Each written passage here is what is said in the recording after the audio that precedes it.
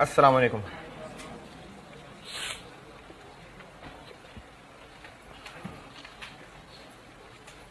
दुरूद शरीफ पढ़ लें।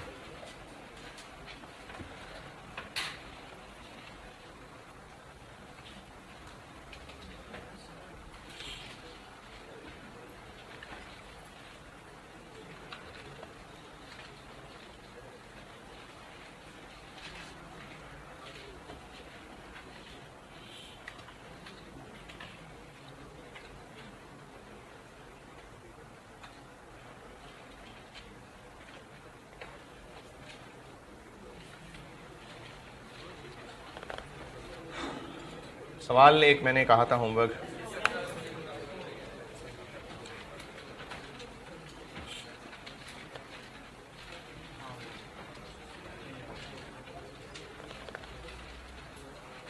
ऑटम 11 क्वेश्चन नंबर 5 किया है।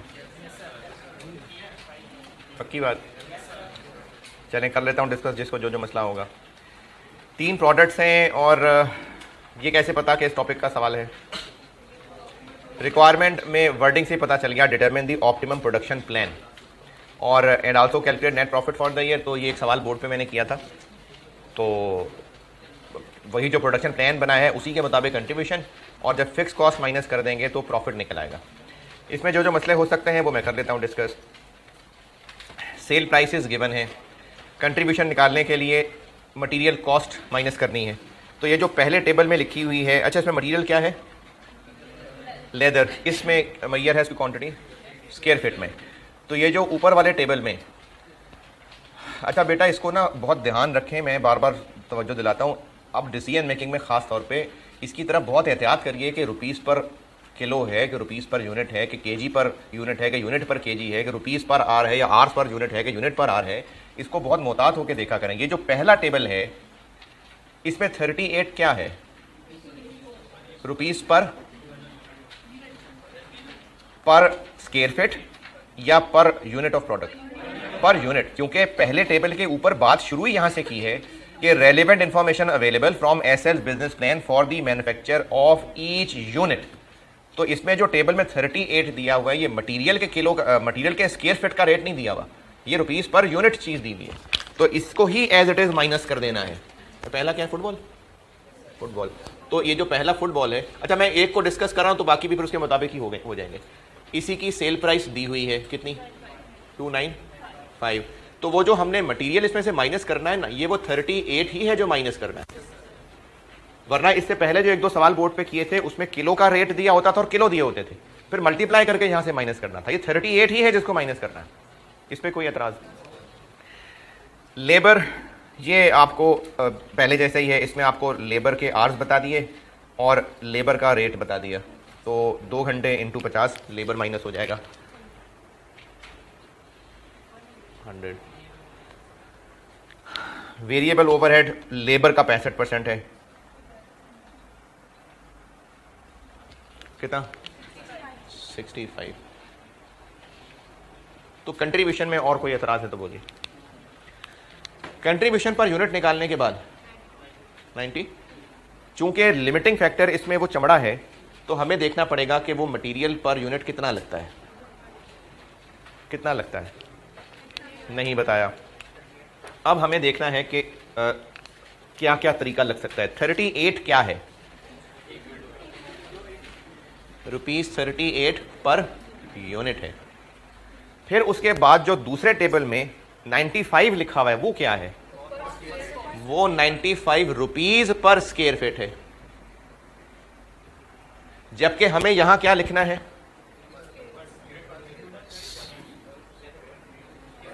हमें स्क्वायर फुट पर यूनिट लिखना है। हमें यहां पर स्क्वायर फीट पर यूनिट चाहिए। देखें, कंट्रीब्यूशन पर रुपीस पर यूनिट निकाल लिया। अब हमें इसको रैंकिंग करने के लिए रुपीस पर यूनिट को रुपीस पर स्क्वायर फीट करना होता है। तो उसके लिए यहां पर क्या लिखना है कि एक यूनिट में कितना किलो लगता है, एक यूनिट में कितना लीटर लगता है, एक यूनिट में कितना स्क्वायर फीट लगता है। तो स्क्वायर फीट पर यूनिट यहां लिखना है। इससे कैसे स्क्वायर फीट पर यूनिट बनेगा, इसको इससे या इसको इससे। अच्छा, इसमें इसका ध्यान रखें, वरना जज्बात में आपका कहें 95 बड़ा है तो बड़े को छोटे से डिवाइड कर देते हैं। आप देखिए कि ये क्या शक्ल है, ये क्या शक्ल है और हमें क्या चाहिए। तो इसको इससे डिवाइड करना है कि 95 को 38 से डिवाइड करना है। तो 38 को जब 95 से डिवाइड करेंगे तो स्क्वायर फिट ऊपर चला जाएगा। तो 38 को 95 से डिवाइड कर दीजिए तो 0.4। तो इस सवाल में एक तो ये बात थी बताने वाली, दूसरी ये, और फिक्स्ड ओवरहेड में मसला होगा वो बताता हूँ। फिक्स्ड ओवरहेड से ऊपर ऊपर तक बाकी इस सवाल में तीनों प्रोडक्ट्स की रैंकिंग, प्रोडक्शन प्लान, इसमें बताइए अगर कोई एतराज़ है तो।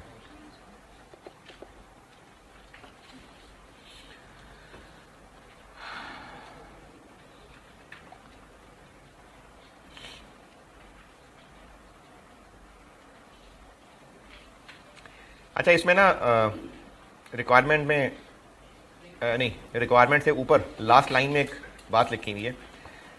ये एग्जामिनर ने सॉल्यूशन में तो इसका जिक्र नहीं किया, क्योंकि एग्जामिनर को लग ये रहा था कि मैंने अमाउंट ही इतनी बड़ी बता दी है।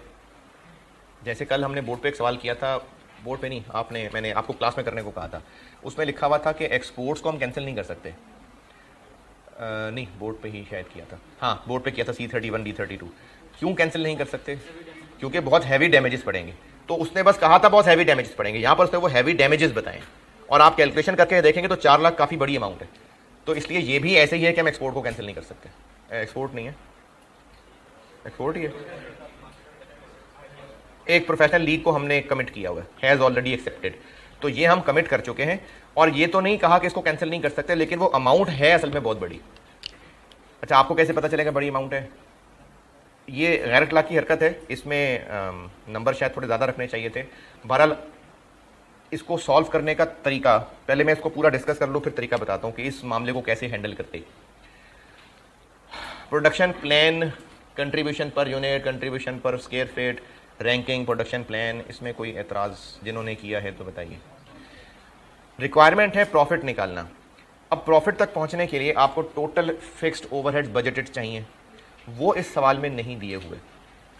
ये काम हम पहले भी कुछ सवालों में कर चुके कि अगर बजटेड फिक्स्ड ओवरहेड्स नहीं दिए तो OAR से उल्टा चल लेते हैं। OAR कैसे निकलता है?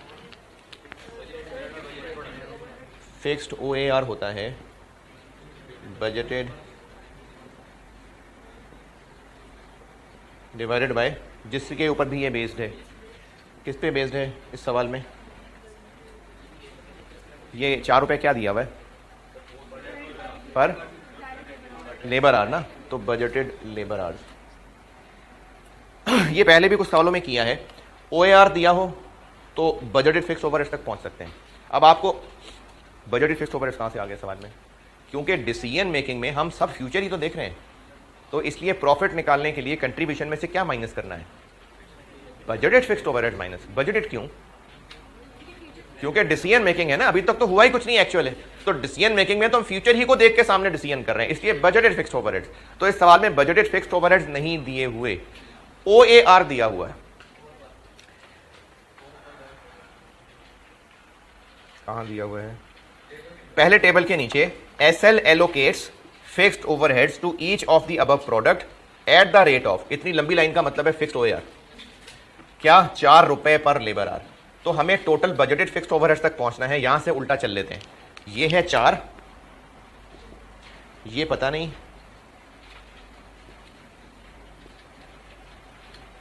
बजटेड लेबर आवर्स कैसे निकालें?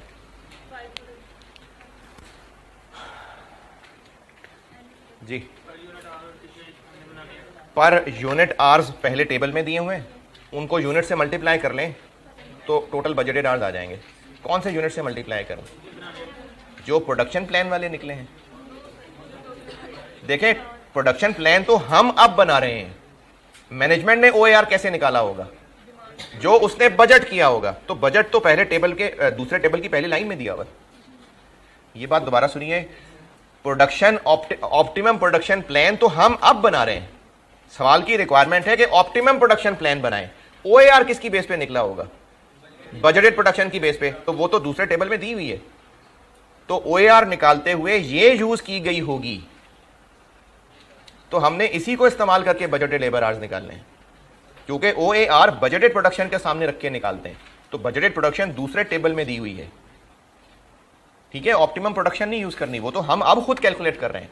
OAR तो बजटेड प्रोडक्शन के हिसाब से निकाला गया होगा, तो इसलिए दूसरे टेबल में जो बजटेड प्रोडक्शन दी हुई है 5000 फुटबॉल के हैं इंटू 2, 3500 बास्केटबॉल के हैं इंटू 1 और 2000 रग्बी बॉल के हैं इंटू 1.5, उससे टोटल बजटेड आवर्स निकलेंगे। अच्छा चलें लिख देता हूँ 5000 इंटू 2, 3500 इंटू 1, 2000 इंटू, ये बजटेड आवर्स है। यहां से बजटेड फिक्स्ड ओवरहेड निकलेंगे। ये तो नेट प्रॉफिट की हो गई कैलकुलेशन।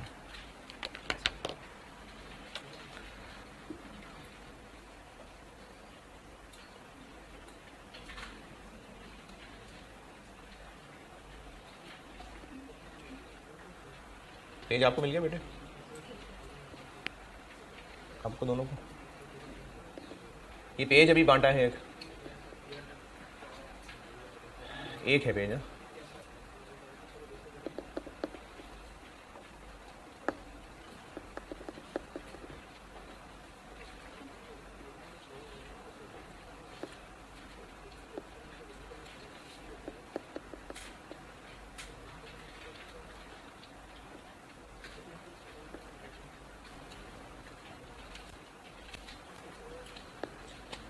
जी और इस सवाल में पूछिए जो पूछना है, जिन्होंने किया है इस सवाल में और जो पूछना है पूछें। चलें अब बताता हूँ, ये जो लास्ट सेंटेंस लिखा हुआ है ये गैर अखलाकी हरकत है, क्योंकि ये सवाल को बहुत लेंथी बना देगा। इनको ये वैल्यू ऐसे नहीं बतानी चाहिए थी इनको, क्योंकि इसका जो सोल्यूशन है वो इसी बुनियाद पे किया हुआ है कि ये बहुत हैवी फाइन है, हम नहीं कर सकते कमिटमेंट कैंसिल।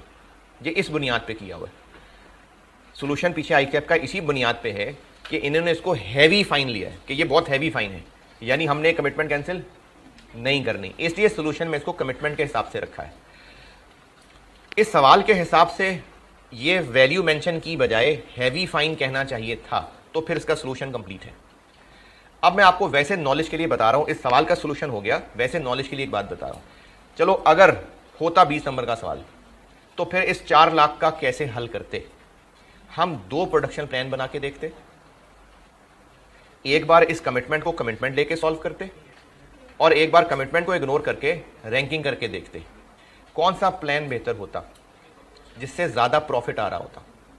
दोबारा सुनिए बात, इस सवाल में ना अगर ये कहा होता ना कि हैवी फाइन्स पड़ेंगे तो हम कमिटमेंट कैंसिल नहीं कर सकेंगे, तो ये कल वाले सवाल की तरह होता और वही होता जो इसका सोल्यूशन हुआ है कि इस ऑर्डर जो ऑलरेडी एक्सेप्ट कर लिया इसको कमिटमेंट लें और इसके बाद बाकियों की रैंकिंग।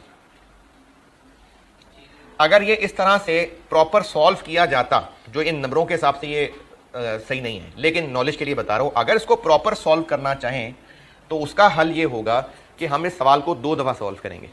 एक बार ये सवाल क्योंकि डिसीजन मेकिंग है, हो सकता है सवाल को 18 नंबर का फिर से टेस्ट हो जाए इसी तरह से अमाउंट लिख के, तो इसका ऑफिशियली सोल्यूशन होना जो चाहिए सही वो बता रहा हूं। ये डबल सवाल सॉल्व होगा, एक बार ऐसे ही जैसे किया और एक बार हम इस कमिटमेंट को कैंसिल करना सोचेंगे कि हमने नहीं लिफ्ट करानी उसकी बात को। अब जब कमिटमेंट को इग्नोर करेंगे तो सारा प्लान किस हिसाब से बनाएंगे? रैंकिंग के हिसाब से।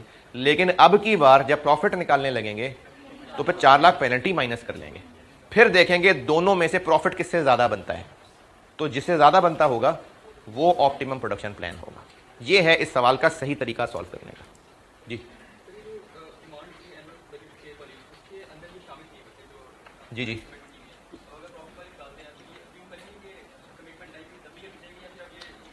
बिक जाएगी, यानी अगर कमिटमेंट हम ना भी पूरी करें, क्योंकि अच्छा सवाल दोहरा देता हूं, सवाल ये है कि अगर हम इस कस्टमर का ऑर्डर इनकार कर दें तो ये जो 800 1300 है ये ऊपर वाली डिमांड में इंक्लूडेड है, तो अगर हम ऑर्डर कैंसिल कर दें तो क्या मार्केट में किसी और को बेच सकेंगे कि नहीं बेच सकेंगे? तो बेच सकेंगे, क्योंकि annual demand, annual budgeted sale value, तो बेच सकेंगे।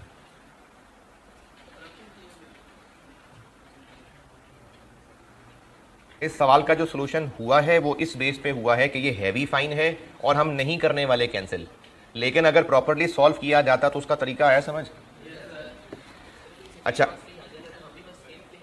नहीं, आप करें पूरा सॉल्व, क्योंकि पुराने दौर में ना नंबर ज़्यादा रखे होते थे, अब 16 नंबर के लिए मेहनत ज़्यादा होती है। ये जितने जितने आप पुराने सवाल करेंगे उसी का मिलता जुलता जब नया सवाल देखेंगे तो उसके नंबर कम होंगे, पहले नंबर ज़्यादा बांटे होते थे।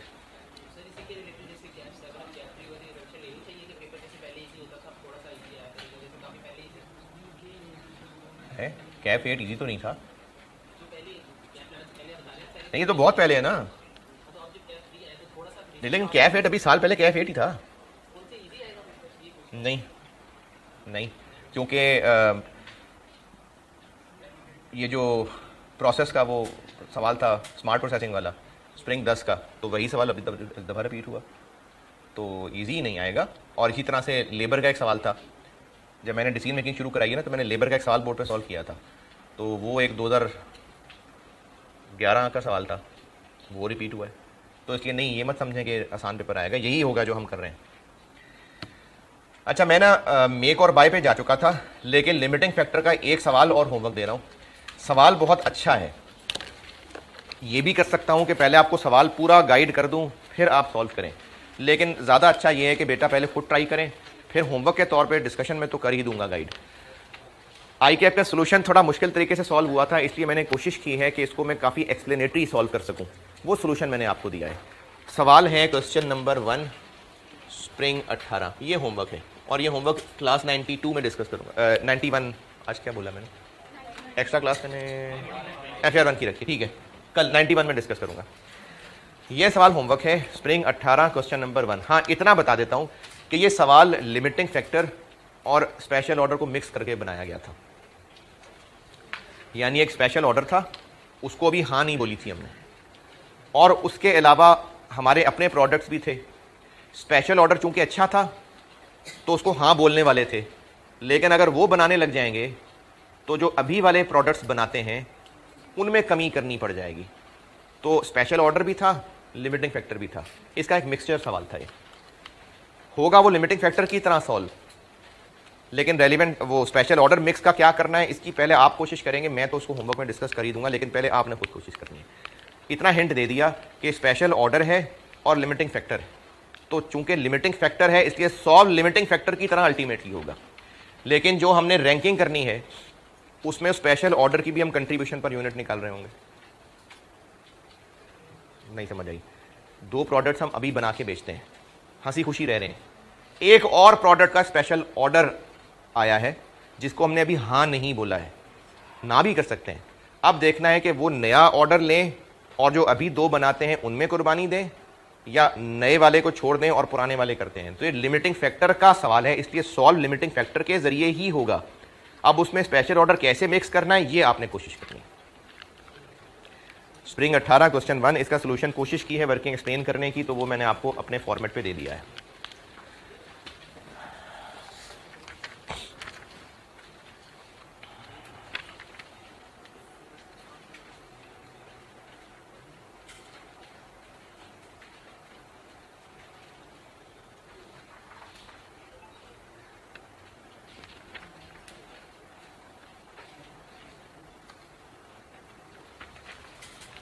मेक और बाय का कल एक सवाल मैंने खुद बना के कराया था, एक हम पास पेपर का कर लेते हैं।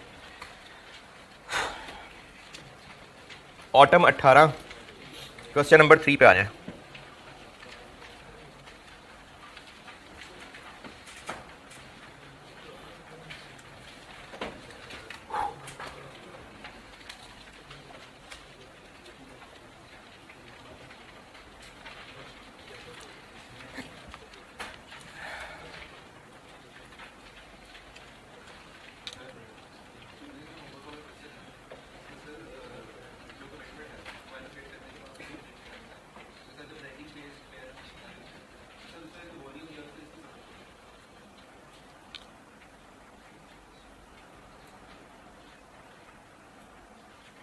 यूनिट्स, ये यूनिट्स हैं। मैंने जो आपको प्रोडक्शन ऑप्टिमम प्रोडक्शन प्लान का जो फॉर्मेट बनाया था, प्रोडक्ट का नाम, यूनिट्स, कितना मटेरियल यूज़ हो जाएगा और बैलेंस क्या बन जाएगा, तो ये वो यूनिट्स लिखे हुए हैं। ये 1600 और 4025 ये पूछ रहे हैं ना। रग्बी बॉल की मार्केट डिमांड कितनी है? 2000। कमिटमेंट कितनी है? 400, तो बाकी 1600 रह गया, ये वो 1600 है। जब हम ऑप्टिमम प्लान बनाते हैं प्रोडक्ट, यूनिट्स और जो इसमें लिमिटिंग फैक्टर है, मटेरियल है, कितना इस्तेमाल हो जाएगा, कितना बाकी रह जाएगा, मैंने आपको इस तरह से बताया हुआ है। इसमें एक कॉलम और बना दिया हुआ है। ये जो मैंने यूनिट्स बोले हैं ये वो वॉल्यूम लिखा हुआ है। इसमें यहाँ से स्टार्ट करते हैं, पहले कमिटमेंट पूरी करते हैं। तो कमिटमेंट थी फुटबॉल की कितनी, 800, बास्केटबॉल की कितनी, 1300, रग्बी बॉल की कितनी, पहले ये पूरी होगी, फिर उसके बाद हम रैंकिंग बेस चलेंगे। अब रैंकिंग में पहला नंबर किसका था, रग्बी का, तो पहले रग्बी बनेगी। रग्बी की टोटल डिमांड 2000 दी हुई है, उसमें से 400 तो ये है ना, तो बाकी 1600 बनाएंगे, ये वो 1600 लिखे हैं। फिर दूसरा नंबर रैंकिंग में किसका है, फिर फुटबॉल बनाएंगे, लेकिन वो पूरे नहीं बन सकेंगे, जितने बन सकेंगे वो हैं ये 4025।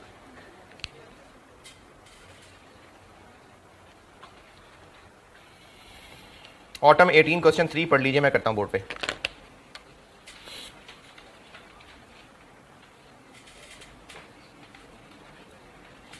ऑटम 18 यानी सितंबर 18, क्वेश्चन नंबर 3।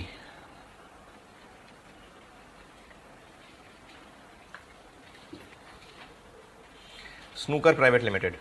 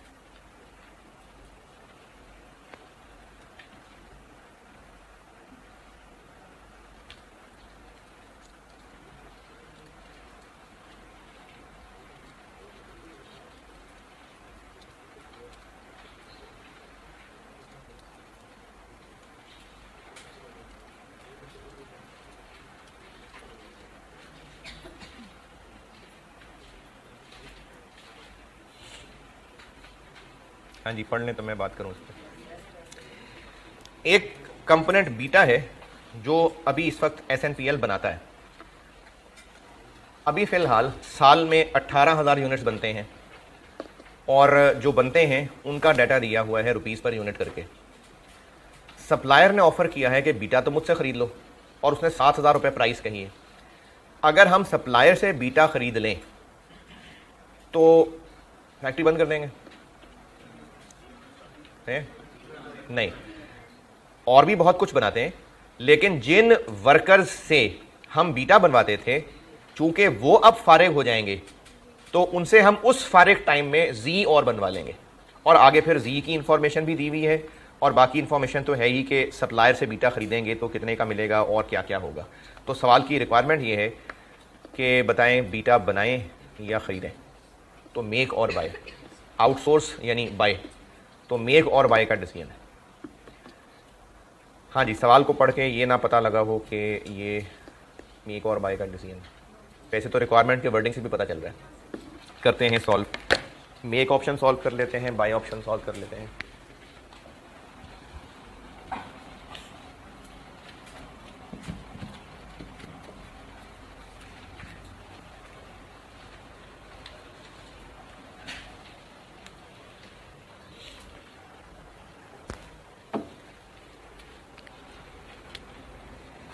Question 3 autumn 18।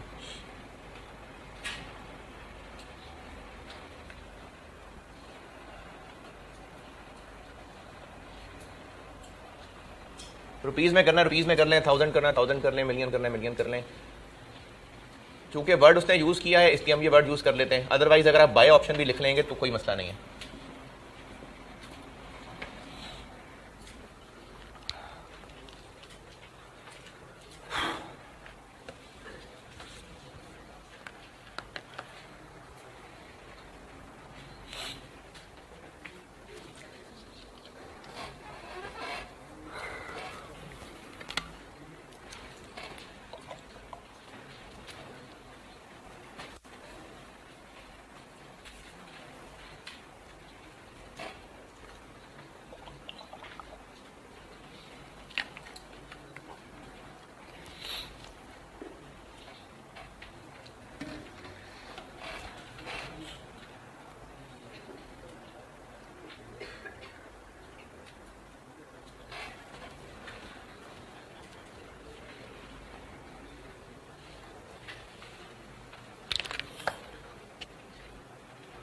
अच्छा, या तो छुट्टियों के बाद वापस ही ना आते, लेकिन कई लोग ऐसे हैं जो मंगल को आए उसके बाद से गायब हैं हर क्लास में।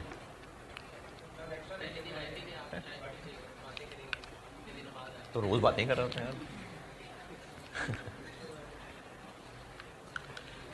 मेक ऑप्शन में यानी अगर हम ये 18,000 यूनिट्स बनाते चले रहे तो साल में क्या क्या होगा। एक तो इनको बनाने का खर्चा होगा, यही जो मटेरियल, लेबर, वेरिएबल ओवरहेड्स हैं, फिक्स्ड ओवरहेड्स भी, ये जो पर यूनिट करके ज़बरदस्ती दिए हुए नहीं, क्योंकि उस फैक्ट्री में पहले भी काम होता था अब भी होगा, तो ये फिक्स छोड़ देते हैं, बाकी ले लेते हैं। तीनों मिला के भी लिख सकते हैं, एक लाइन अगर खाली खाली लग रही है तो 3 लाइनें अलग अलग लिख लें। मटीरियल कितना लगता है 3670 18,000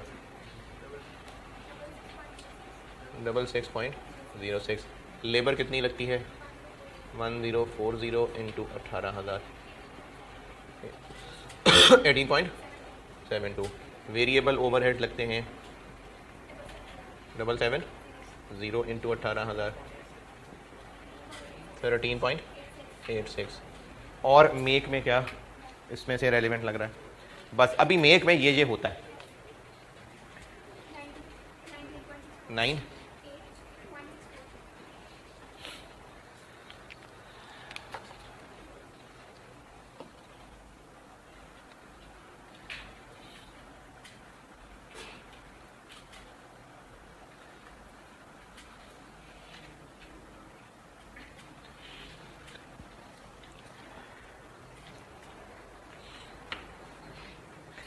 अगर हम आउटसोर्स पे जाएंगे तो ये सब नहीं होगा, तो उसको सेविंग दिखा दें। नहीं, आउटसोर्स पे रहेंगे तो क्या क्या होगा। एक तो हमें परचेज करनी पड़ेगी, 7,000 रुपये का मिलेगा।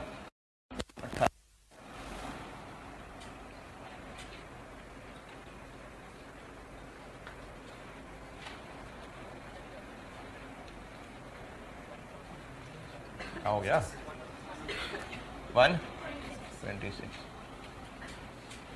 और क्या क्या होगा?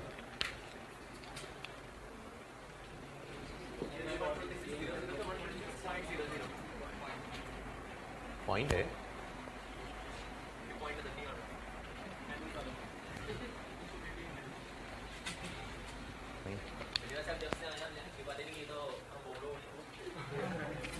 क्या बातें नहीं की, हज की बातें। बस यार वो कोर्स खत्म करना है ना।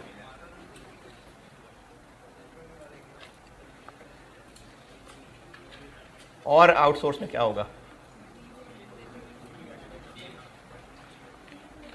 अब वो वर्कर्स फारिग होंगे तो उनसे हम जी बनाएंगे, तो क्या फिर, तो उससे कंट्रीब्यूशन कमाएंगे, वो हम यहां पर एज एन इनकम ले लेंगे।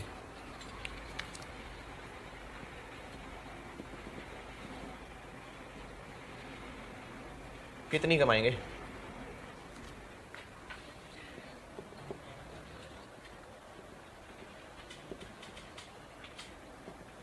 एक जी कितने का बेचेंगे? 5800। और इस पर क्या क्या खर्चा होगा? मटेरियल लगेगा 2600, लेबर लगेगी। वही लोग हैं, उन्हीं से लेबर, उन्हीं लेबर से बीटा बनवाते थे, उन्हीं से जी बनवाएंगे। इसका मतलब वेज रेट तो वही है, लेकिन जी बनाने में वो टाइम ज़्यादा लगा देंगे।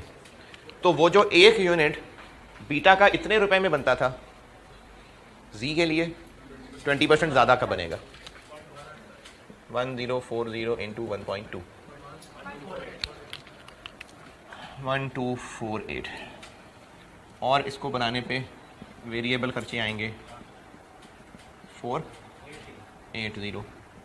तो कंट्रीब्यूशन कमाएंगे इस पे 14, तो 72, तो 1472 यहाँ से लेस कर लो। ये तो एक यूनिट है, तो हम कितने यूनिट्स जी के बना लेंगे? करें ट्राई, करें।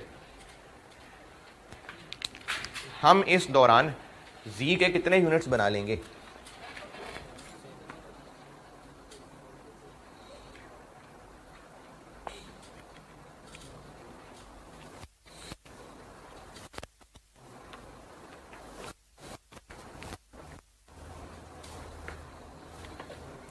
देखें बीटा के कितने बनाते हैं? 18,000। तो अगर तो दोनों पे सेम टाइम लगता होता तो जी के भी 18,000 बन जाते, लेकिन इस पे 20% टाइम ज़्यादा लगता है। 15,000 या 14,400। अगर दोनों को बनाने में सेम टाइम लगता तो जितनी देर में 18,000 बीटा बनते थे उतनी ही देर में 18,000 ही जी बनते, लेकिन जी 20% ज़्यादा टाइम में बनता है। 15,000 या 14,400? 14,400।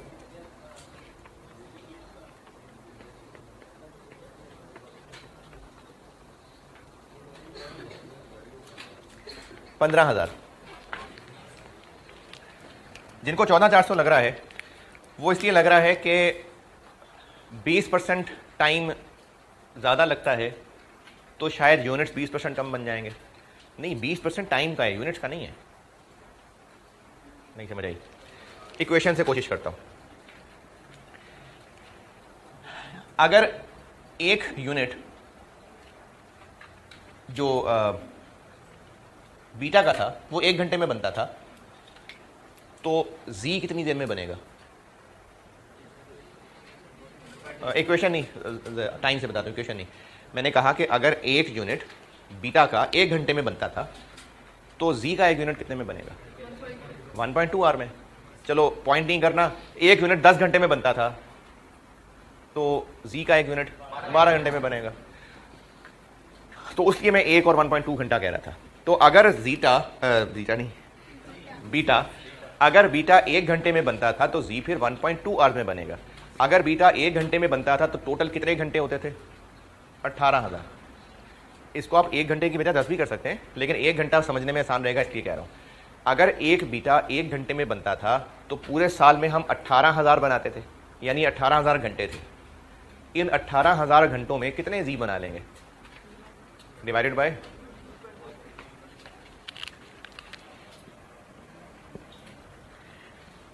देखें, अगर एक बीटा 1 घंटे में बनता था तो 18,000 घंटे टोटल लगते थे ना, तो बस 18,000 घंटे फारिग हुए हैं। एक जी कितनी देर में बना करेगा? 1.2। तो 18,000 घंटों में 1.2 घंटा अगर एक जी पे लगता है तो कितने जी बन जाएंगे? 15,000।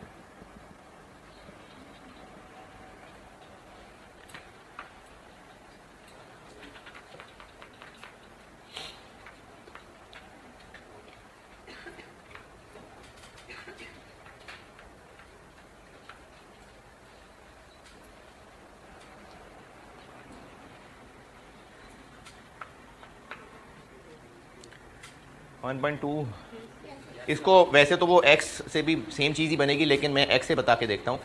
अगर एक यूनिट बीटा का बनाने के लिए x टाइम लगता था तो टोटल कितने आवर्स लगते थे? इतने। ये टोटल टाइम था। अगर एक बीटा x आवर्स में बनता था तो 18,000 x टोटल टाइम लगता था। 18,000 यूनिट्स इंटू x। एक जी कितनी देर में बना करेगा? 1/2x।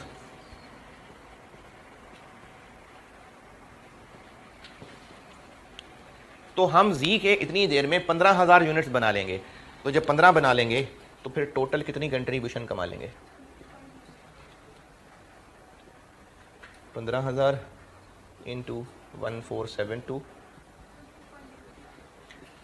22.08।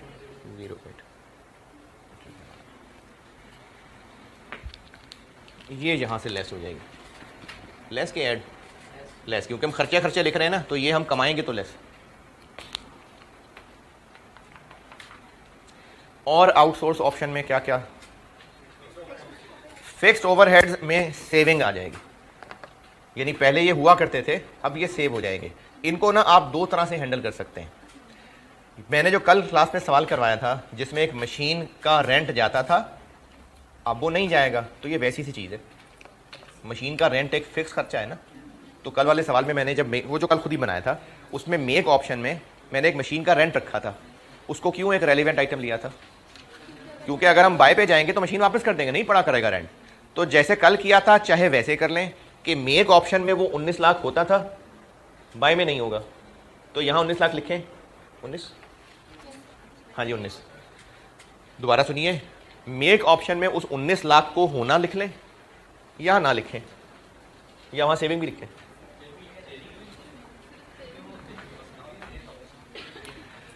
कल वाला सवाल पल्ले पेज जो कल मैंने खुद ही बना के मेक और बाय किया था, मशीन वाले रेंट को मेक ऑप्शन में लिखा था कि बाय ऑप्शन में? ये रेलिवेंट आइटम ही क्यों थी? क्योंकि अगर मेक करना छोड़ देंगे तो मशीन वापस कर देंगे, किराया पड़ता था नहीं पड़ेगा, इसलिए रेलिवेंट लिखा था। उसको हमने मेक ऑप्शन में एक रेंट एक्सपेंस लिखा था। बाय ऑप्शन में सेव्ड क्यों नहीं लिख लिया था? क्योंकि डबल डबल हो जाता। तो मैंने आपको एंड पे कहा था कि अगर हम दो ऑप्शंस को अलग अलग लिख के सॉल्व कर रहे हैं तो हमने उनको कंपेयर करके कर लेना है डिसाइड। अब इसमें एक ऑप्शन को करते हुए दूसरे का ना होना नहीं लिखना, ये कल एंड पे की थी बात। तो कल वाले सवाल में हम मशीन के रेंट को मेक ऑप्शन में लिख रहे थे, बाय ऑप्शन में। इसको ऐसे भी कर सकते थे कि मेक ऑप्शन में ना लिखते और बाय में एक सेविंग लिख लेते, ये भी ठीक है, एक जगह लिखना। तो इस 19 लाख को आप ऐसे भी कर सकते हैं कि यहां ना लिखें और यहां 19 लाख लिख लें, और ये भी कर सकते हैं कि यहां ना लिखें और यहां 19 लाख को सेविंग लिख लें। करना एक जगह है।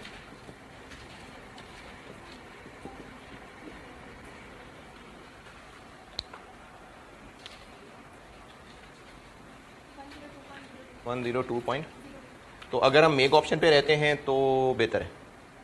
यहाँ इतना खर्चा है, यहाँ इतना खर्चा है, तो कंक्लूजन ये बन जाएगा कि मेक ऑप्शन बेहतर है और हमें आउटसोर्स पे नहीं जाना चाहिए।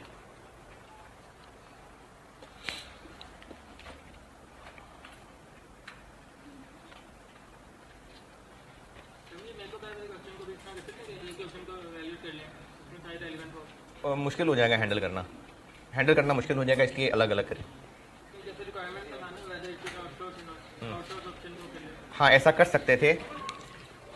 अच्छा ये बात जिसको समझ आ रही है वो हजम कर ले, बाकी इग्नोर कर देना।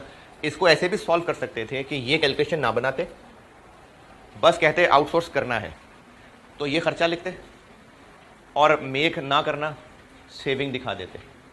अगर नेट आंसर फिर भी पॉजिटिव आता तो इसका मतलब है अभी भी एक्स्ट्रा खर्चा पड़ना है, तो फिर हम आउटसोर्स को ना कर देते। तो ऐसे भी प्रेजेंट कर सकते थे। इसको अलग सॉल्व कर लें, इसको अलग सॉल्व कर लें, इनको कंपेयर कर लें, ये भी हो सकता है। तो जिन दो ऑप्शंस को कंपेयर करना है, दो सवाल सॉल्व करने के तरीके हैं, दोनों ऑप्शंस को अलग अलग सॉल्व करें, एंड पे कंपेयर कर लें, या फिर कोई एक ऑप्शन सॉल्व कर दें और फिर उस दूसरे का ना होना भी दिखाएं, फिर नेट की बेस पे फैसला करें। ये दोनों अलग अलग तरीके हैं, दोनों ठीक है। अच्छा डिपेंड करता है कि हम अपने सवाल में पॉजिटिव किसको कह रहे हैं।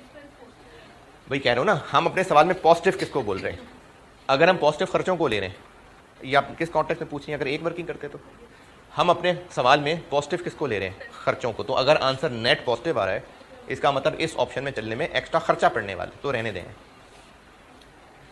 जिनको एक ही नेट करके सॉल्व करने में आसानी है वो एक नेट कर लें, जिनको अलग अलग कंपैरिजन में आसानी है वो अलग अलग कर लें।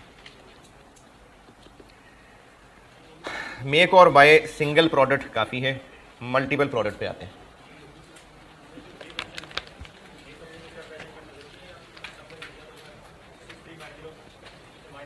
अच्छा ये जो सामने मैंने 3 लाइनें लिखी हैं, आप बिल्कुल ऐसा कर सकते हैं कि आप इसको एक लाइन लिख लें मैंने मेक कॉस्ट 6 क्या, इसमें से फिक्स निकाल लें,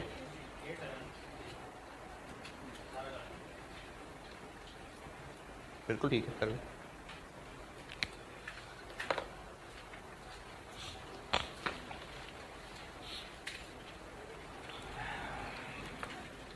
ये बोर्ड की सैर करा दे यार एक दफ़ा।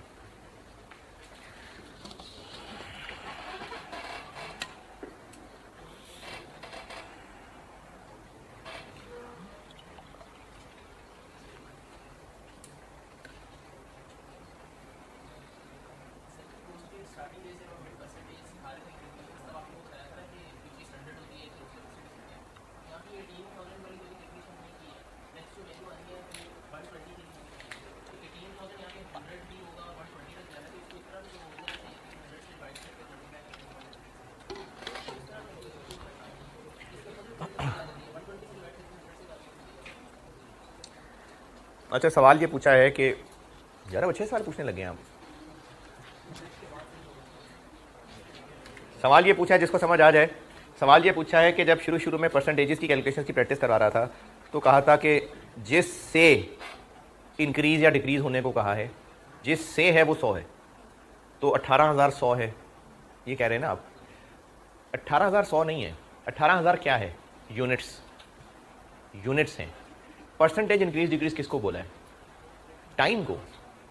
ये नहीं कहा कि जितने यूनिट्स थे उससे 20% ज्यादा यूनिट्स। बात यूनिट्स को कम ज्यादा की नहीं हो रही है, टाइम के कम ज्यादा करने की बात हो रही है। 20% ज्यादा क्या? टाइम ना। तो 18,000 यूनिट्स को तो लिंक ही नहीं किया परसेंटेज से। अगर सवाल में ये कहा होता ना कि बीटा के जितने यूनिट्स होते थे, जी के यूनिट्स 20% ज्यादा या 20% कम होंगे, तो हाँ फिर 18,100 है। लेकिन उसने ये परसेंटेज की इंक्रीज डिक्रीज यूनिट्स की नहीं बोला है, टाइम की बोला है। तो फिर बीटा पे जितना टाइम लगता था वो 100 है, तो 18,000 टाइम नहीं है।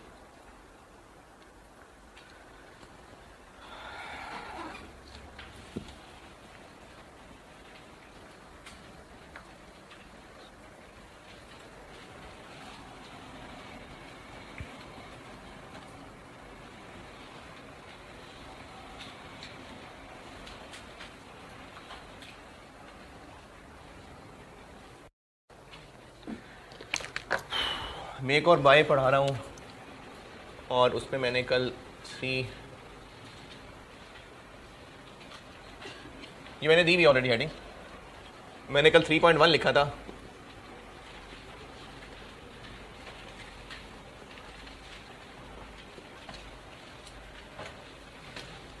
सिंगल प्रोडक्ट डिसीजन, अब मैं कह रहा हूँ मल्टीपल प्रोडक्ट डिसीजन।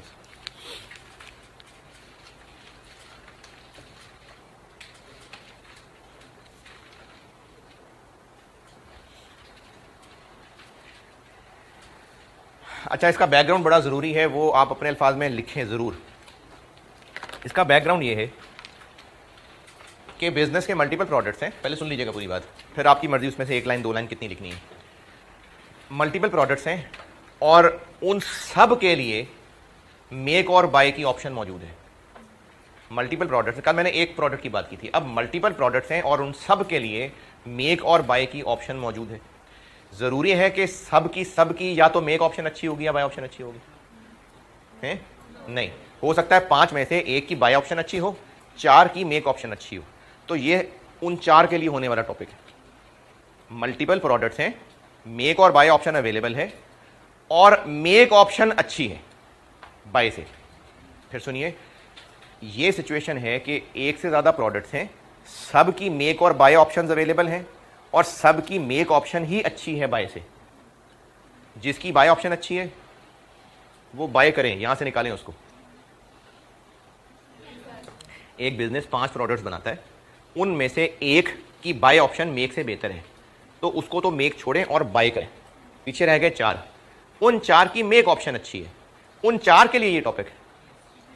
तो मल्टीपल प्रोडक्ट डिसीजन में मल्टीपल प्रोडक्ट्स हैं और उन सब की मेक ऑप्शन बाय ऑप्शन से बेहतर है, लेकिन वो सब के सब मेक कर नहीं पाएंगे क्योंकि लिमिटिंग फैक्टर का मसला आ जाएगा। ये है इस टॉपिक का बैकग्राउंड।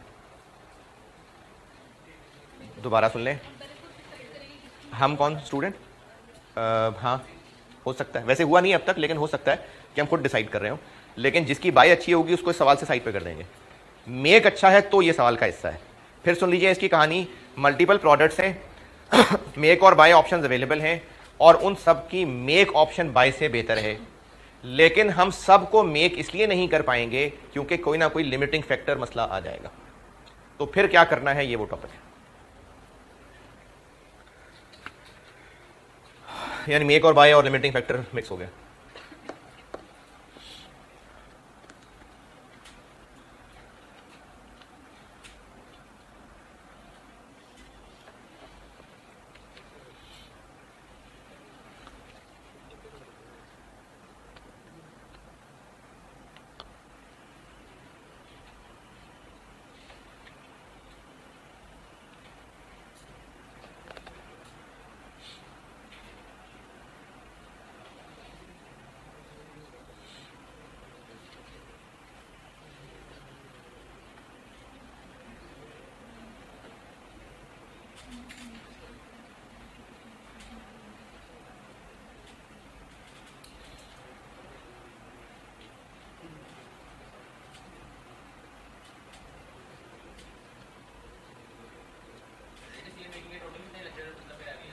बस करते जाओ, बस चलते जाओ साथ साथ, जो मिल रहा है उस पर सबर शुक्र करते जाओ, बस चलते जाओ साथ साथ।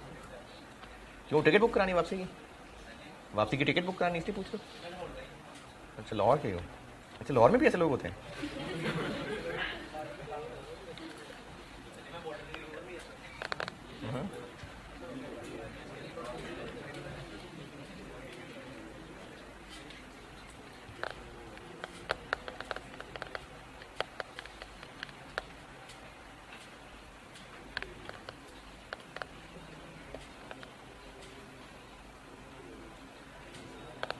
चलें कहानी लिख के तो आगे चलूं।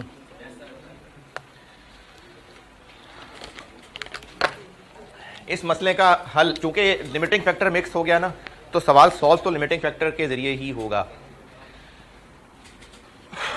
लिखते हैं स्टेप्स। दो प्रोडक्ट्स हैं ए और बी, और ए बेचते हैं 40 का और बी बेचते हैं 50 का, और अभी तक हम इसको बनाया करते थे वेरिएबल ही 30 का और 36 का। तो कंट्रीब्यूशन होता था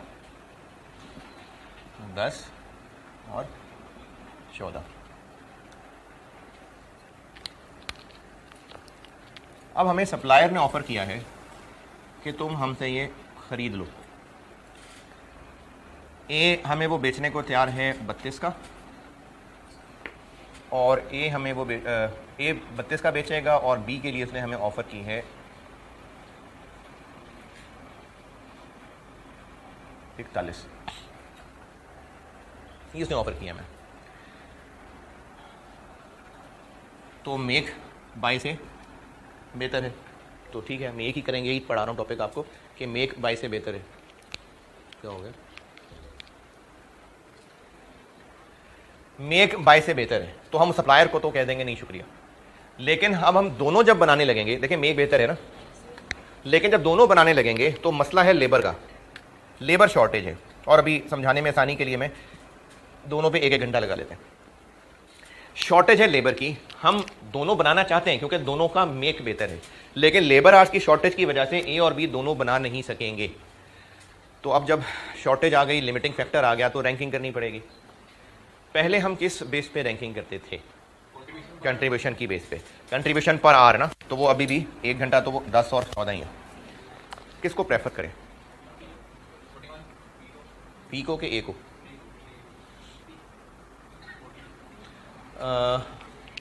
बल्कि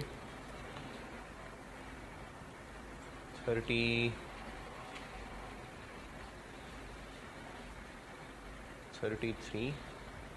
और 38 ऐसे कर लेता हूँ। ये मैंने वैल्यूज बदली हैं। हाँ जी, ए और बी। अब देखें फिर सुनने बाद, दो प्रोडक्ट्स हैं, दोनों का मेक बाय से बेहतर है। दोनों का मेक बेहतर है, लेकिन दोनों हम मेक कर नहीं सकते क्योंकि लेबर आवर्स की शॉर्टेज है। तो लिमिटिंग फैक्टर आ गया तो फिर जैसे पहले करते हैं इसमें भी रैंकिंग करनी पड़ेगी, प्रेफरेंस करनी पड़ेगी। कंट्रीब्यूशन की बेस पे करते हैं, अभी भी कंट्रीब्यूशन की बेस पे कर लेते हैं। तो इसकी कंट्रीब्यूशन पर आर 10 रुपये, इसकी कंट्रीब्यूशन पर आर 14 रुपये। तो कौन सा बेहतर है? बी। अच्छा क्या कह रहे हैं आप? हाँ? अच्छा है, जब लेबर ही नहीं होगा तो मेक कैसे होगा? तो ये मेक हम उतने ही कर पाएंगे जितने लेबर आवर्स होंगे। हाँ जी, ए बेहतर है बी बेहतर है? बी। हम कंट्रीब्यूशन की बेस पे क्यों यूज कर रहे होते थे? क्योंकि 1 घंटे में ए बनाएंगे तो 10 रुपए कमाएंगे, बी बनाएंगे तो 14 कमाएंगे, यानी जो ज्यादा कमा रहा है हम उसको चूज करेंगे, दूसरे को कुर्बान करने को तैयार हो जाएंगे। हम बी प्रेफर क्यों कर रहे हैं? क्योंकि इससे हम ज्यादा कमाएंगे, तो हम ए को सैक्रिफाइस करने को तैयार है। सैक्रिफाइस करने से मुराद ज़िबा कर देंगे? क्या मैंने सैक्रिफाइस बोला? ए हम नहीं बनाएंगे, फिर नहीं बनाएंगे तो नहीं नहीं नहीं नहीं, पुराना टॉपिक दोबारा सुने। ये लाइन अभी फिलहाल मेरी बात सुनते हुए इग्नोर करते हैं, ये वाली लाइन। पुराना टॉपिक रिवाइज करते हैं। जब लिमिटिंग फैक्टर पढ़ा था तो लिमिटिंग फैक्टर लेबर आ रहा है, दोनों का 1-1 घंटा लगता है। ए और बी में से बी को प्रेफर क्यों किया? क्योंकि बी ज्यादा कमा के दे रहा है। तो हम अगर बी को प्रेफर कर रहे हैं तो उसका मतलब हम ए को कुर्बान करने को तैयार है। ए को कुर्बान करने से क्या मुराद है? ए नहीं बनाएंगे, नहीं बनाएंगे तो नहीं बेचेंगे, नहीं बनाएंगे तो नहीं बेचेंगे। तो ये मुराद है कुर्बानी से कि ए हम नहीं बनाते ताकि ना बेचें। ठीक है, ये कुर्बानी वाली बात। हम बी प्रेफर कर रहे हैं क्योंकि ज्यादा कमाएगा, तो बी बनाएंगे तो ए रहने देते हैं, यानी ए की कुर्बानी देने को हम तैयार हैं। क्या मुराद कुर्बानी से? कि नहीं बनाएंगे ताकि ना बेचें, कोई मसला नहीं। ठीक है, ना बेचें, ओके, ना बेचें। अब मेक और बाय ऑप्शन में ना बेच सकें का मसला ही नहीं रहेगा। क्यों? क्योंकि अगर हम बी बना के बेच देते हैं, ए नहीं बना पाते, तो खरीद के बेच देंगे, यानी अब ना बेच सकना मसला ही नहीं रह गया। मेक और बाय हो गई। अब पहले बाय वाला काम नहीं था, अब मेक और बाय आ गया। तो अब जब बाय ऑप्शन मौजूद है, अच्छा पहले क्या हो रहा था फिर बताता हूं। पहले ये होता था कि रैंकिंग में अगर बी पहला है तो हम ए छोड़ देते थे, नहीं बनाते थे। नहीं बनाते थे मतलब नहीं बेचते थे, तो थी कुर्बानी। अब अगर हम मेक और बाय पे आ चुके हैं तो क्या ए नहीं बनाएंगे तो बेच भी नहीं सकेंगे, नहीं बनाएंगे तो खरीद के बेच देंगे, प्रॉफिट तो बहरहाल कमाएंगे ना। तो इसलिए अब ना बेच सकना मसला ही नहीं है। जब ना बेच सकना मसला ही नहीं है तो इस डिसीजन मेकिंग के लिए सेल प्राइस को कंसीडर करने की जरूरत ही नहीं है। ये बात फिर सुन लें। जब हम सिर्फ लिमिटिंग फैक्टर पढ़ रहे थे तो बात सिर्फ प्रोडक्शन की थी, और जिसको हम नहीं प्रोड्यूस कर पाते थे उसको यकीनन फिर बेच भी नहीं सकते थे। नहीं बेचेंगे, नहीं जो कंट्रीब्यूशन आना था वो नहीं आएगा, इसलिए हम कंट्रीब्यूशन की बेस पे रैंकिंग कर रहे थे। कंट्रीब्यूशन कैसे निकली? सेल प्राइस वेरिएबल खर्चे, यानी सेल प्राइस हो रही है ना इस्तेमाल। अब जब मेक और बाय आ गया है तो अब सेल ना कर पाना मसला नहीं रहा, क्योंकि चाहे हम बना के बेचें चाहे खरीद के बेचें, बेच लेंगे, कस्टमर को ना नहीं करेंगे, हम डिमांड पूरी कर लेंगे। अब डिमांड का मसला नहीं रहेगा। तो जब हम बेच पाएंगे तो इसलिए अब सेल प्राइस की टेंशन नहीं है। अब हमें किस में चूज करना है कि बनाएं या खरीदें। अब हमने कॉस्ट को देख के फैसला करना है। तो अब फैसला इस पे नहीं होगा कि किस पे ज्यादा कंट्रीब्यूशन कमाते थे, अब फैसला इस बेस पे होगा कि अगर हम इसको खरीदते या बनाते 3 रुपए बचाते थे, हम इसको बनाएं, खरीदे नहीं, बनाएं, कितना बचा रहे हैं? 3। हम इसको बनाएं, खरीदे नहीं, तो इसको बनाने में ज्यादा बचते हैं पैसे। दोबारा देखिए, अब मैं 14 और 10 नहीं कंपेयर कर रहा। 14 और 10 क्यों नहीं कंपेयर कर रहा? क्योंकि सेल प्राइस छोड़ दी, अब क्योंकि बेच तो लेना ही है। अब मसला सिर्फ इतना रह गया कि कौन सा हमें सस्ता पड़ेगा। तो इसको बनाना सस्ता है या इसको बनाना सस्ता है? कंपेयर किससे कह रहा हूं? खरीदने से ना। ए को हम बना लें ये बेहतर है या बी को बना लें ये बेहतर है? ए को बनाना ज्यादा सस्ता है। 14-10 नहीं हो रहा कंपेयर, बाय और मेक कंपेयर हो रहा है। अगर इसको प्रोड्यूस करते हैं तो हम 3 रुपए बचाते हैं, इसको प्रोड्यूस करते हैं तो 2 रुपए बचाते हैं, तो लेबर से हम ए बनवा लेंगे। बी कोई बात नहीं, खरीद के बेच लेंगे, डिमांड पूरी हो जाएगी। अब हमें सिर्फ फैसला करना है खर्चे के कंपैरिजन में। तो अब हमें लेबर का 1 घंटा यहां 3 रुपए बचा के देगा, 10 रुपए कमा के नहीं, 3 रुपए बचा के देगा। और यहां पर लेबर का 1 घंटा 2 रुपए बचा के देगा, तो ए बेहतर है। वो आते हैं उस पर, रैंकिंग पहले समझ लें, ये रैंकिंग वाली बात आई समझ। अब ये जो 3 रुपए और 2 रुपए है, इसको हम दो तरह से कैलकुलेट कर लेते हैं, सवाल में जो डाटा हो वैसे देख लीजिएगा। ये 3 रुपए अभी मैंने हरा वाला कैसे कैलकुलेट किया, 30 और 33 का फर्क, 36 और 38 का फर्क, इसको एक और तरह से कैलकुलेट करके देता हूं। अगर बनाएं तो कंट्रीब्यूशन 10 और 14 है, और अगर खरीद के बेचें तो क्या कंट्रीब्यूशन कमाया करेंगे, 7 और 12। बना के बेचते हैं तो 10 कमाएंगे, खरीद के बेचते हैं तो 7 कमाएंगे। बना के बेचने में कितना ज्यादा कमाएंगे, 3। बना के बेचते हैं तो 14 कमाएंगे, खरीद के बेचते हैं तो 12 कमाएंगे। बना के कितना ज्यादा कमाएंगे, 2। इसको कहते हैं एक्सेस कंट्रीब्यूशन ऑफ मेक। 10 और 14 को छोड़ के अब हम इस 3 और 2 की बात करने लगे। ये बात दोबारा सुनिए, मेक और बाय में कॉस्ट का फर्क 3 रुपए है, तो यही फर्क इनके कंट्रीब्यूशन का भी है ना। देखिए, बना के बेचें या खरीद के बेचें, 40 का ही बेच रहे हैं ना, तो दोनों की कंट्रीब्यूशन में फर्क क्यों आ रहा है, कॉस्ट की वजह से। तो चाहे आप वो फर्क इनको कंपेयर करके ले लें, चाहे वो फर्क इनको कंपेयर करके ले लें। देख लेना सवाल में क्या डाटा अवेलेबल है। अगर आपको ये डाटा सवाल में दिया जाता है कि मेक करते हैं तो ये कंट्रीब्यूशन है, बाय करते हैं तो ये कंट्रीब्यूशन है, तो इनका डिफरेंस ले लेना। अगर आपको सवाल में खर्चा बताया जाता है तो खर्चे का डिफरेंस ले लेना। मैं आपको अंग्रेजी में आपको इसका डिफरेंस बताऊंगा, अभी जो अंग्रेजी लिख के दूंगा उसमें मैं कंट्रीब्यूशन का डिफरेंस बोलूंगा, एक्सेस कंट्रीब्यूशन। लेकिन वैसे कैलकुलेट कैसे करना है, चाहे कॉस्ट के डिफरेंस से कर ले, चाहे कंट्रीब्यूशन के डिफरेंस से कर ले। तो चूंकि ये लिमिटिंग फैक्टर का सवाल बन गया, सारा सवाल सॉल्व वैसे ही होगा। सवाल इसका कल कराऊंगा। क्या करते थे उसमें, कैलकुलेट कंट्रीब्यूशन पर यूनिट ना। अब सिर्फ इतना चेंज करना है कि कैलकुलेट एक्सेस कंट्रीब्यूशन।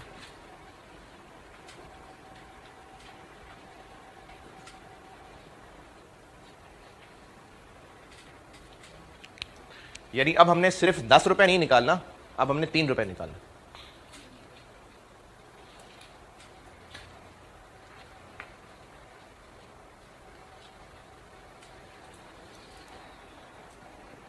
कैसे निकालना है,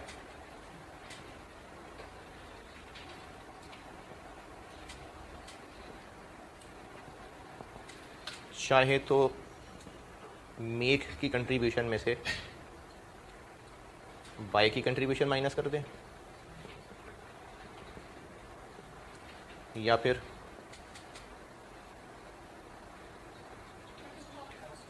बाय की कॉस्ट में से मेक की कॉस्ट माइनस कर दें।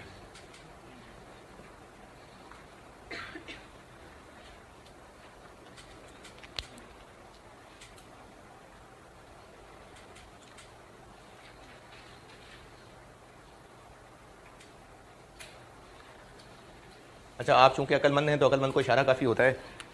जो पहले मैंने 2 लिखा था, क्या कहा था, now convert this contribution per unit into contribution पर लिमिटिंग फैक्टर। बस कंट्रीब्यूशन की जगह ये एक्सेस कंट्रीब्यूशन, यानी इसको अब पर यूनिट से पर लिमिटिंग फैक्टर करना है। स्टेप 3 क्या था, वैसे ही रैंकिंग करनी है। स्टेप 4 क्या था, ऑप्टिमम प्लान बनाना है, सेम है। बस सिर्फ मैंने बदला ये है कि कंट्रीब्यूशन की जगह एक्सेस कंट्रीब्यूशन आ गया, बाकी 2, 3, 4 सेम है। इसकी फिर इंशाल्लाह कल प्रैक्टिस करते हैं। ठीक है, अल्लाह हाफिज़।